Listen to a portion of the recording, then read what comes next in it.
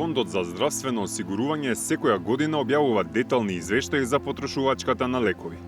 Документите се јавни, бројките прецизни, но нивната суштина ретко излегува од табелите. Додека фондот брои рецепти на годишно ниво, државата ги брои своите граѓани еднаш во деценија, а во македонскиот пример и во две.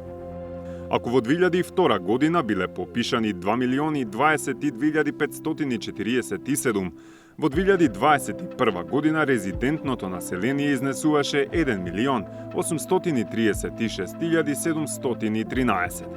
Тоа се 9,19% помалку жители. Луѓе се помалку, а истовремено во 2012-та, според Фондот за здравствено осигурување, биле реализирани 17.485.146 рецепти, а во 2024-та 25.013.389 рецепти. Тоа се 43,06% повеќе. Една од најголемите енигми во нашата анализа беше што постојано расте и бројот на реализирани рецепти под кодно име анксиолитици – диазепам, лексилиум и хелекс. Диазепамот е дрога. Се навикнуваш на него и организмот ти го бара. Диазепам, хелекс, лексилиум. Никогаш во живот не сум взела диазепам. Имам најголема криза, најискрено. Еве и важот ми го спочина. Не, мораш сам да се огледаш. Тешкотија е за мене така е. Не верувам, не даваат без рецепт. Мора рецепт да се. Според граѓаните, како народ, имаме навика да чуваме и резерви од лекови дома, за секој случај. Залихи да правиме и кој ќе ни каже, се купуваме на сите аптеки, кај ќе стигнеме, кој се не чуле, некој лек, што дали треба, не треба, таков не навикат. Тоа е сигурно. Тоа ете за притисок имам дома, кафетин имам таму. За секој случај. Постарите доста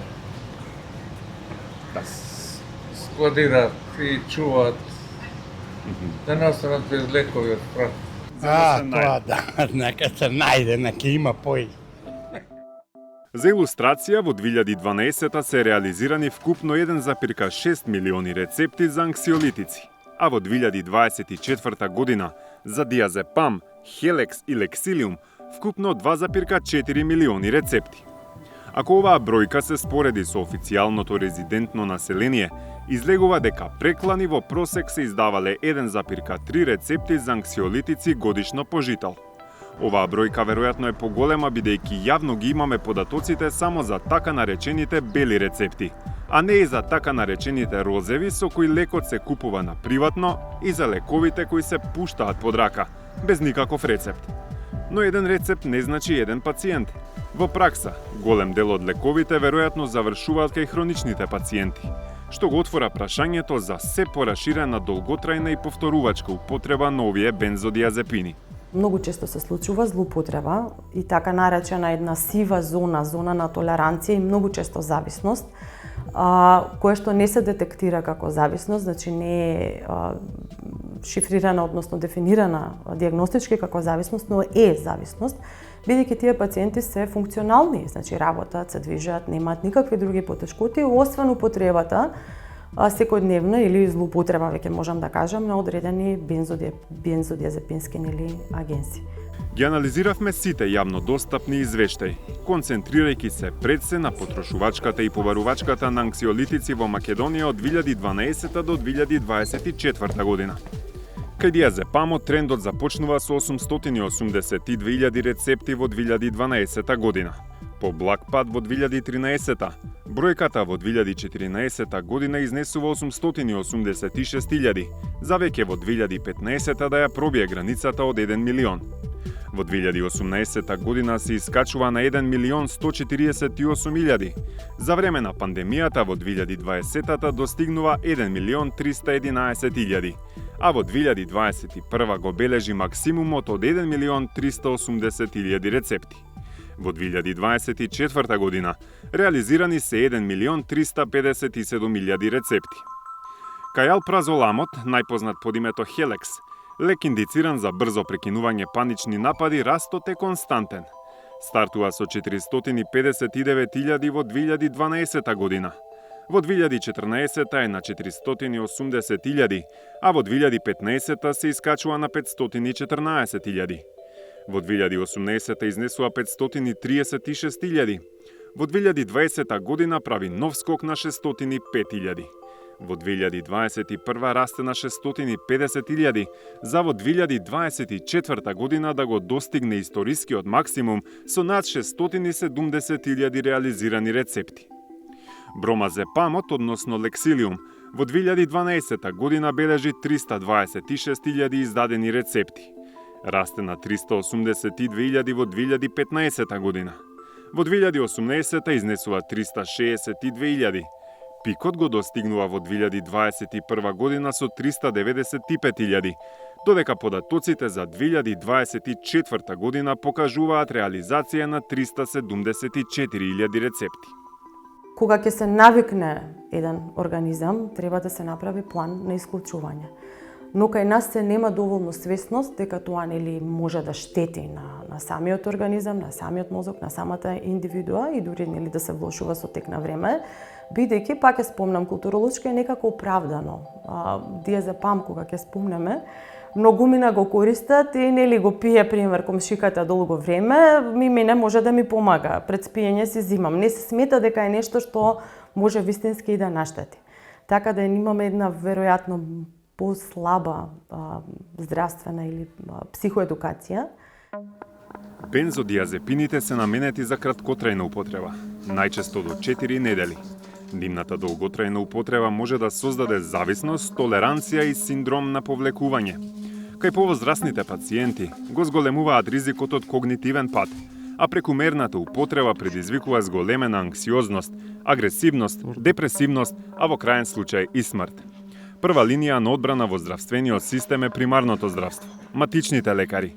И за нив, зголемувањето на употребата на анксиолитици е евидентно. Растот е најчесто кај не доаѓа од нови пациенти, туку тоа е повеќе од пациенти кои што, како што спомнавте, се заглавени во тој круг на анксиолитици, кои што ги земаат за различни индикации.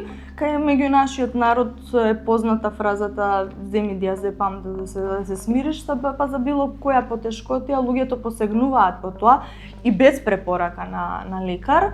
Неретко се случува пациентите да посегнат по анксиолитици и во нив гледаат брзо решение и своевиден спас, при тоа занемарувајќи го фактот дека веќе стануваат зависни од нив. Системските услови се не помалку важен фактор за лековите да бидат прва линија на избор за терапија, недоволно развиени психолошки услови, ограничен пристап до психотерапија и други алтернативи на нефармаколошки третман, некогаш го тераат здравствениот систем лековите да бидат прв избор на терапија. Понатаму недоволно стручни кадри, ограничено време на лекарот за работа со пациенти, недостаток на време на самите луѓе, административен притисок, финансиски притисок создаваат една средина каде што лековите стануваат побрзо и поедноставно решение. Официјалните извештаи покажуваат дека институциите реагираат на овој тренд исклучиво преку зголемување на буџетот.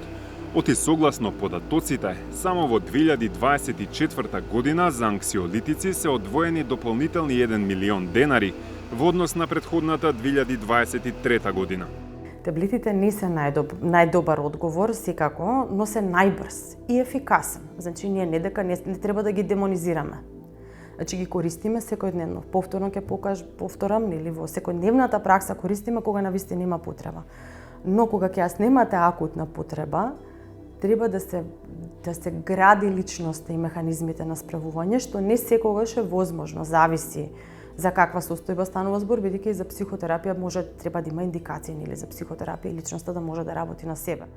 Стабилниот раст во издавањето на диазепам, хелекс и лексилиум, како што велат нашите соговорници, е директно предизвикан од културата на користење лекови, но и поради системските ограничувања.